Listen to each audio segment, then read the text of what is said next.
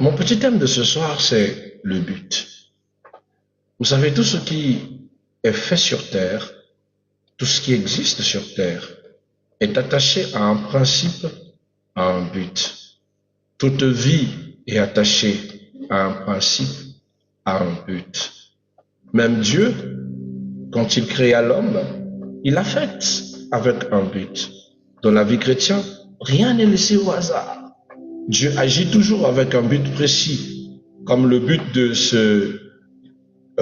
comme par exemple le but de créer un homme, de créer une chose. Vous savez, le but c'est discerner la direction divine, c'est éviter les détours inutiles, c'est marcher avec assurance dans la volonté de Dieu. Nous avons donc forcément besoin de bien clarifier ce que nous voulons obtenir ou ce que nous voulons faire. Tout chrétien doit avoir des objectifs. Bien-aimé, un être humain qui n'a pas d'objectivité, c'est quelqu'un qui vit au hasard. Et j'ai envie de te dire que la vie chrétienne n'est pas une vie de hasard. C'est une vie bien organisée, bien encadrée, bien développée, avec chaque point, chaque précision. Vous devez avoir un but à atteindre dans votre vie. Évitez les détours inutiles et marcher avec assurance dans la volonté de Dieu en ayant des objectifs. Vous savez, j'aime Jérémie chapitre 29, le verset 11, lui-même prononce un but universel qui est attaché à Dieu. Il dit, « Car je connais les projets que j'ai formés sur vous, dit l'Éternel, projets de paix, non de malheur, afin de vous donner un avenir et de l'espérance. » C'est-à-dire que Dieu lui-même a un but et Dieu lui-même connaît déjà les projets qu'il a formés avec nous et que ces projets sont des projets de bonheur et non de malheur. Si Dieu a un but avec nous, mais toi-même, quel est le but que tu as de ta propre existence? Quel est le but que tu envisages pour ton propre être? Tu dois savoir que Dieu est un Dieu de but. Dieu ne crée jamais sans objectif. La création a un but, la vie de l'homme a un but, le salut a un but, ton appel a un but. S'il t'a choisi parce qu'il sait, il l'a déjà préparé. Dieu crée toutes choses pour un objectif. Il a déjà fait une femme, il a déjà fait un mari pour cette femme. Il a déjà fait un mari, il a déjà créé une femme pour ce mari. Il a déjà créé un poste pour quelqu'un. Il a déjà établi une position pour quelqu'un. J'ai envie de te dire, il y a déjà quelque chose que Dieu a prévu pour toi. Mais c'est toi qui n'as pas conscience que Dieu, dans son plan, a déjà programmé quelque chose. C'est vrai que nous avons des buts personnels, ça existe, mais il existe aussi le but de Dieu, le plan de Dieu, l'organisation de Dieu. Nous avons un Dieu tellement organisé qu'il fait les choses selon ce qu'il a prévu, selon son plan. Alléluia. Quand tu perds le but, tu perds la motivation, la discipline et la vision. Voilà pourquoi tu ne dois pas du tout t'éloigner du but. Tu dois toujours connaître quel est le but qui te motive dans tes prières, qui te motive à vivre, qui te motive dans ton chemin, comme Dieu lui-même aussi veille sur sa vision, il veille sur le but qu'il a dressé pour nous. Vous savez, 1 Corinthiens 10, verset 31 dit, « Tout ce que vous faites, faites-le pour la gloire de Dieu. » Deuxième des choses que je voudrais te dire, c'est que le but donne la direction. Tu ne sauras pas où tu vas sans que tu aies un objectif à atteindre. Il faut éviter d'être quelqu'un qui est comme un errant, c'est-à-dire qui vit sans savoir où il va, qui fait des choses sans savoir le résultat de demain, qui travaille sans objectif. Parce qu'il y a des gens qui sont comme ça. Il va au travail, son travail lui permet juste d'avoir un salaire pour manger, pour payer sa maison et pour se blottir, c'est tout. Mais il n'a aucun but derrière son travail, comme si le travail qu'il a devait rester éternel. C'est faux. Tu dois comprendre que Dieu t'a donné un travail, mais ce travail ne sera pas éternel. Il y aura des épreuves qui vont toucher ce travail 5 ans, 10 ans, 20 ans plus tard. Ça veut dire que tu dois avoir un but lié au travail que Dieu t'a donné. Un but qui doit te permettre de te développer, de toi-même te rendre autonome dans les 5 ans à venir, dans les 10 ans à venir. Travailler, c'est bien. Mais ce qui est encore plus important, mon bien-aimé, c'est de transformer le résultat de ton travail en une puissance autonome. C'est le but que tu dois avoir. Comment tu veux juste travailler, mais tu n'as même pas l'idée d'acheter un appartement. Tu veux juste travailler, mais tu n'as même pas l'idée de créer ta propre entreprise.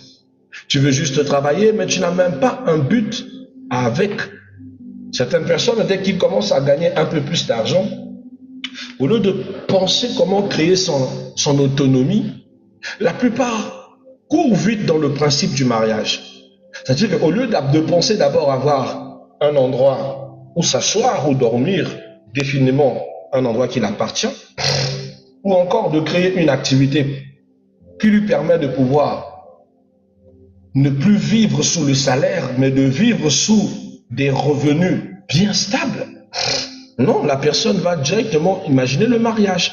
Ou d'autres, dès qu'ils commencent à toucher un peu d'argent, c'est la voiture qu'il va acheter. Ou encore d'autres touchent un peu d'argent, c'est le téléphone, c'est le iPhone, dernier cri qu'il va l'acheter. Vous voyez combien que certaines personnes vivent avec des buts insensés. Or que bien aimé, le but donne la direction. Sans le but, on avance, mais on n'arrive nulle part. Avec le but, nous avons les décisions qui vont devenir claires, les priorités deviennent réorganisées, la distraction ou les distractions perdent leur pouvoir. Je ne vais plus tomber dans un piège parce que j'ai un but à atteindre. Je ne vais plus faire des dépenses bêtes parce que j'ai un but à atteindre. Jacques chapitre 1 verset 8 dit ceci. L'homme aux pensées doubles est inconstant dans toutes ses voies. Une personne qui en même temps veut faire ceci et veut faire cela sera jamais stable de sa vie. Mais quelqu'un qui a déjà un objectif fixé à atteindre, bien aimé, sera tellement stable parce qu'il travaille dur pour bâtir cette objectivité. Quel est le but que tu as pour cette année? Quels sont les objectifs que tu t'es précités dans la foi, dans l'esprit et même dans le physique pour cette année? Tu touches de l'argent, mais qu'est-ce que tu vas en faire? Je dis et je répète, le travail n'est pas une constante. Ma mère travaillait à ATC. Aujourd'hui, ATC n'existe plus. Aujourd'hui, c'est devenu, je ne sais pas si c'est Socofran. C'est pour te dire, bien-aimé, que rien n'est immuable.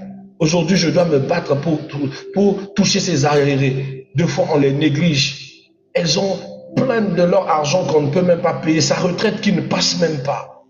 Pourquoi? Tout simplement parce que rien n'est immuable.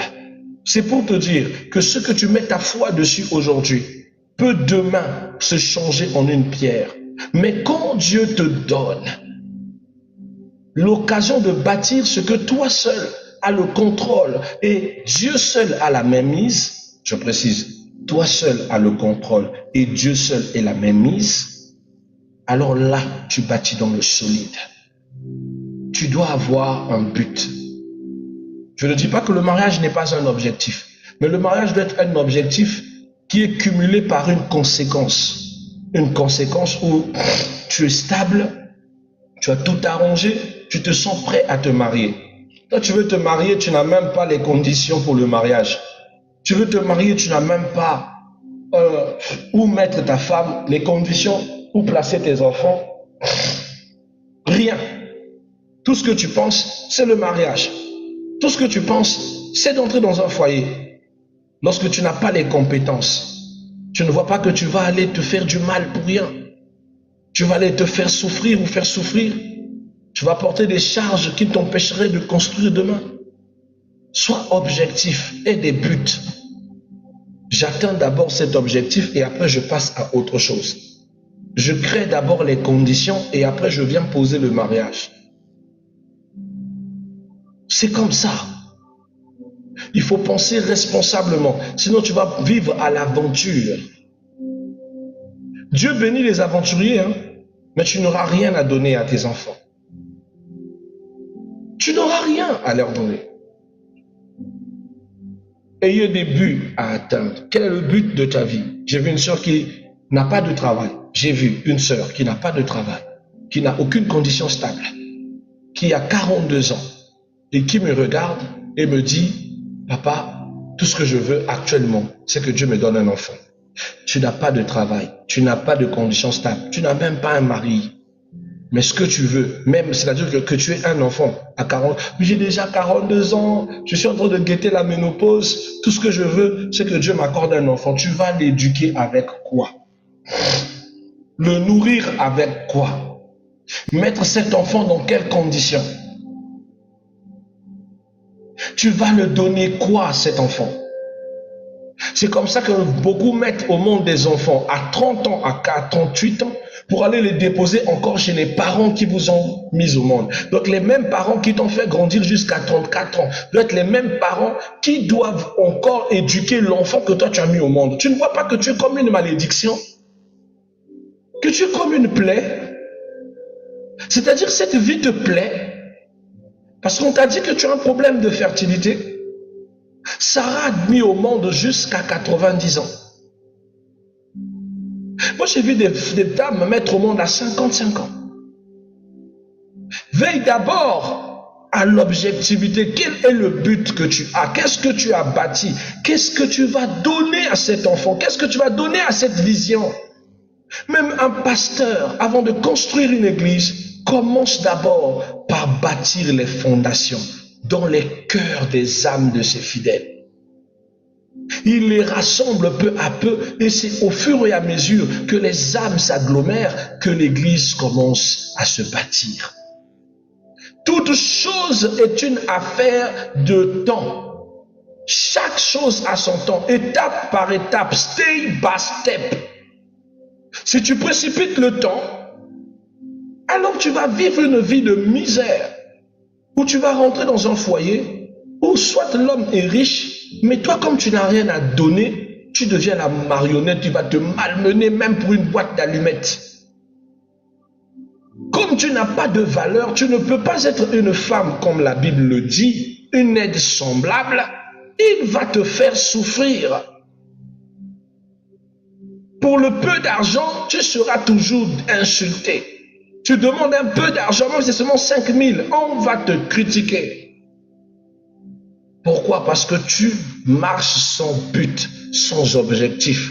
Tu penses que le monde a été fait sans but. Or, le but agit comme une boussole spirituelle. Elle te montre le chemin. Vous devez savoir que Jésus-Christ est le modèle du but parfait.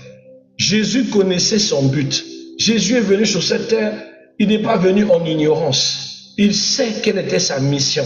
Il savait pourquoi il est venu. Il savait où il allait. Il savait ce qu'il devait accomplir. La Bible dit dans Luc 19, verset 10, « Car le Fils de l'homme est venu chercher et sauver ceux qui étaient perdus. » C'est-à-dire qu'il a conscience de la mission qu'il incombe. Il sait qu'il n'est pas venu perdre son temps. Il est venu pour atteindre un objectif.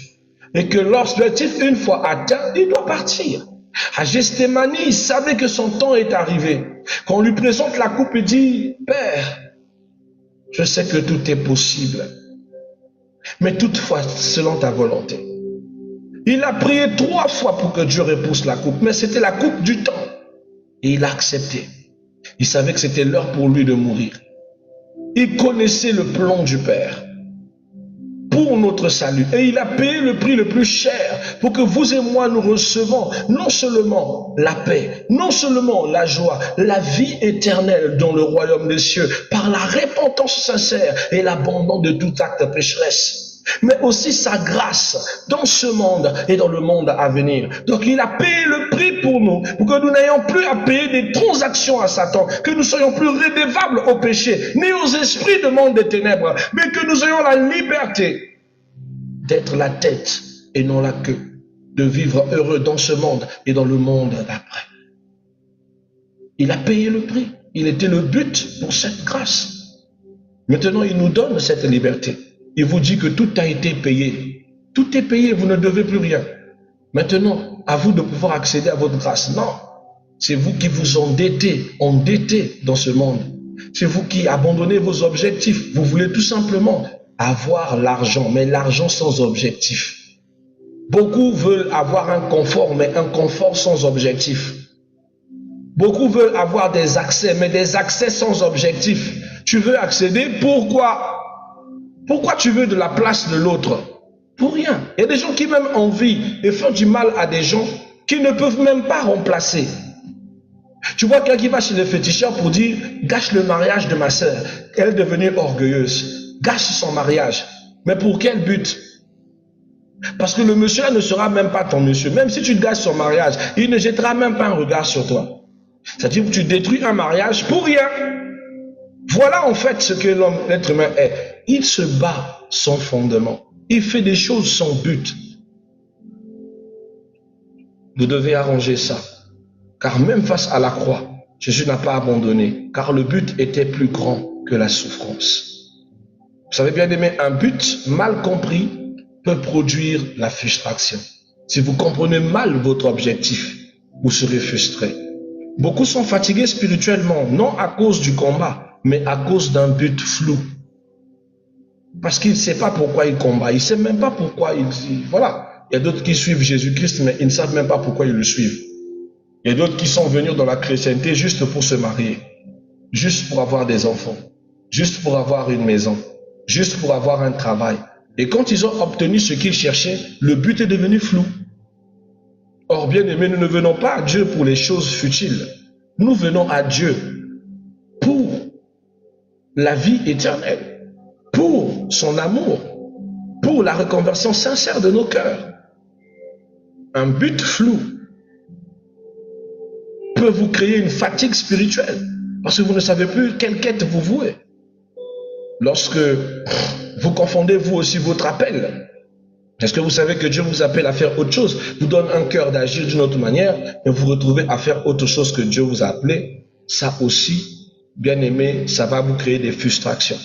J'ai vu des frères se déclarer pasteur tandis qu'il n'a pas l'appel. Juste parce que il est dans la génération des amis qui sont devenus pasteurs. Lui aussi, il devient pasteur. On l'a aussi consacré pasteur. Mais depuis qu'il est pasteur, il ne manifeste aucune grâce, aucun miracle, aucun impact, aucun bon enseignement, aucune vie, aucune conversion.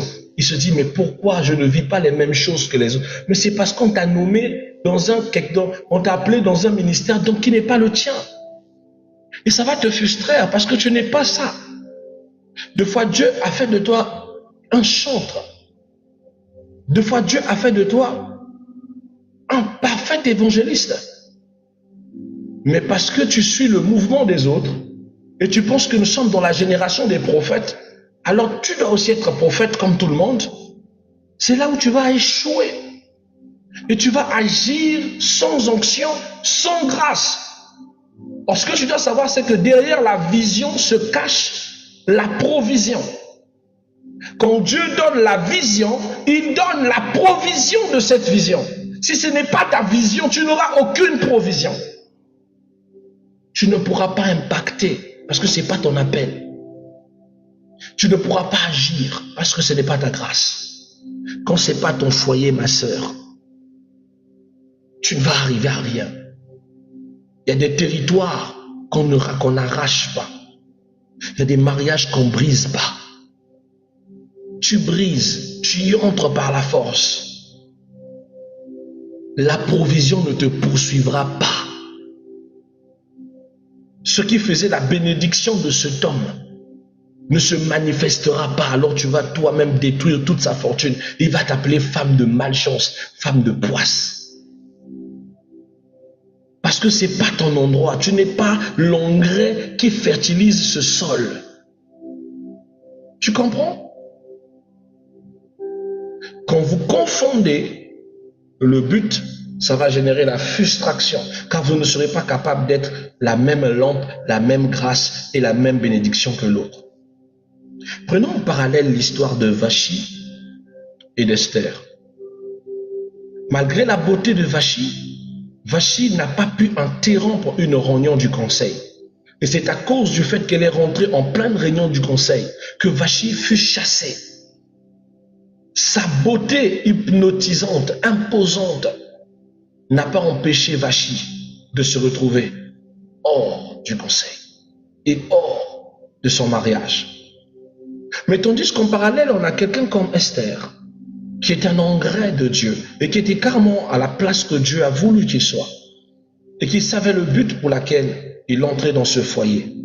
Elle est rentrée pour devenir la femme du roi Gyrus, mais ça n'empêche qu'elle a compris plus tard que Dieu lui donnait le fardeau de sauver son peuple sous la déclaration de contrainte de mort, attisée par le prince Naman. Mais ça n'a pas empêché que lorsque Esther, elle aussi, va décider d'entrer dans le conseil du roi, dans la salle qui a valu l'exclusion à Vachi, mais que ce jour-là, elle ne soit pas exclue comme épouse, qu'elle soit prise en considération. La même circonstance qui a valu l'exclusion de l'autre, mais à elle, Esther n'a pas été exclue. Bien au contraire, elle a trouvé grâce et conclave aux yeux du roi pour être invitée à la maison, pour donner sa comparaison. J'ai envie de dire à quelqu'un ceci. Certaines choses ne marchent pas avec toi parce que ce n'est pas ton endroit, ce n'est pas ta route, ce n'est pas ton chemin. Ne force pas. Revois bien tes objectifs. Revois bien le plan que tu as établi.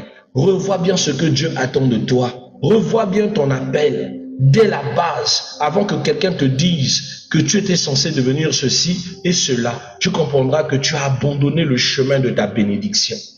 Tu as arrêté de te comporter comme un bon fumier dans ton champ. Tu as décidé de ne plus être un fumier. Toi, tu es devenu un cultivateur. Comment tu peux être un cultivateur lorsque tu es un fumier? Ne sais-tu pas que s'il n'y a pas le fumier, la terre ne peut pas produire? Pourquoi tu envies la place du cultivateur? Dieu a fait à ce que chaque chose soit à sa place pour qu'il y ait un ordre bien établi sur cette terre. Regagne ta place, mets de l'ordre pour amener la paix dans ta conduite. Car mon bien-aimé, lorsque le but est mal compris, ça attire la frustration. Zacharie 4, verset 6 nous dit, ce n'est ni par la force ni par la puissance, mais c'est par son esprit. Ton but est personnel, même s'il sert le royaume. Amen. Vous devez savoir que le but ultime d'un croyant, ou le plus grand but du chrétien, n'est pas seulement la réussite terrestre.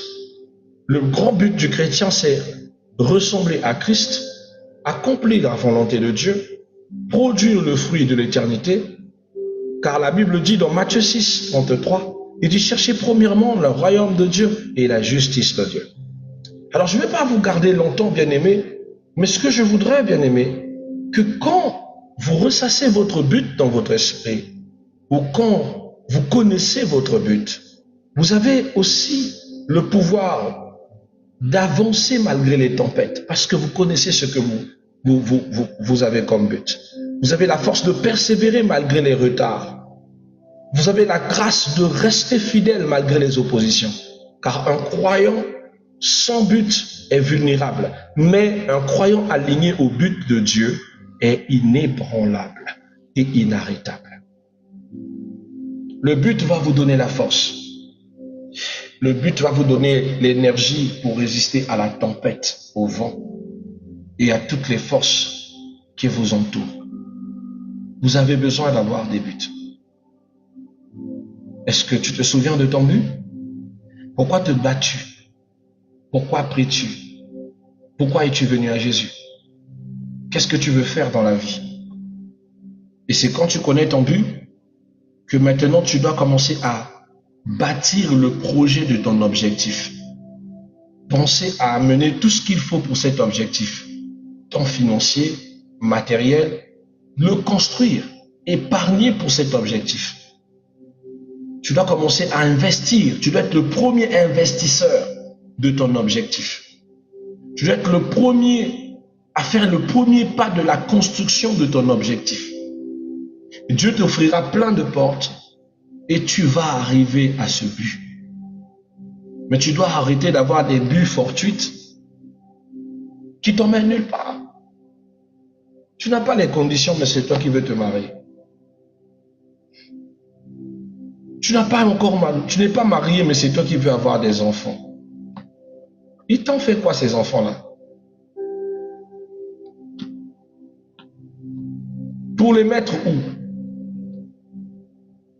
Tu Tu vas sortir avec le mari d'autrui. C'est pour que les enfants là portent le nom de qui? Parce que tu sais que la femme légitime peut te poursuivre. Si tu donnes le nom de leur père, du père de ses enfants, les enfants là, le nom de son mari à tes enfants, il peut te poursuivre, même si le monsieur est mort. Ça ne se fait pas. Ne mettez pas les enfants dans des situations honteuses comme ça. Pourquoi? Parce que toi, tu manques de persévérance et tu penses que tous les hommes de la terre sont les tiens. Mets de l'équilibre et reste objective. Donne-toi de la valeur et dis-toi que j'ai des buts à atteindre. Personne ne doit me distraire de mon objectif. Parole du Seigneur Tout-Puissant.